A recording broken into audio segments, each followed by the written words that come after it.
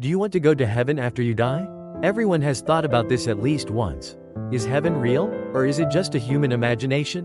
But surprisingly, Jesus explained heaven in a very strange way. That is, a story about farming. You sow seeds, the fields grow, the trees grow, the fruit comes out.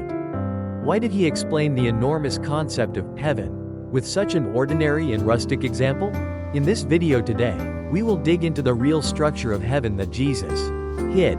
Now, imagine this. Let's say God chooses people to take to heaven. In heaven, would he take just anyone? A good person? A person who prayed a lot? A person who was baptized? Jesus' explanation was different. Heaven is like the process of sowing good seeds in the field, letting them grow, and then bearing fruit and harvesting them. Now, let's examine them closely. What structure is hidden in this parable? First, what is the seed?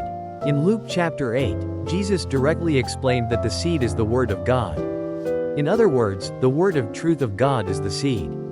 Where is the seed sown? It is the human heart. Our heart is described as the field. That is why some people quickly forget and disappear when the Word falls on them, while others accept it well and eventually bear fruit. So what is the fruit?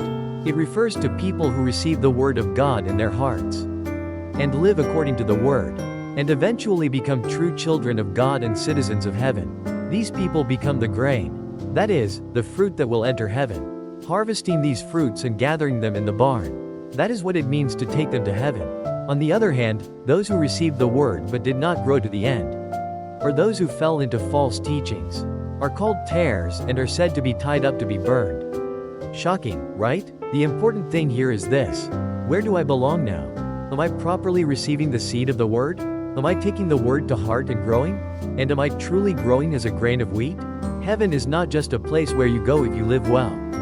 It is a place where those who properly receive the seed of God, that is, the Word, grow and bear fruit go.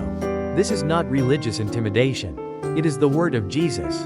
Jesus went beyond a simple parable to tell us the mechanism of salvation.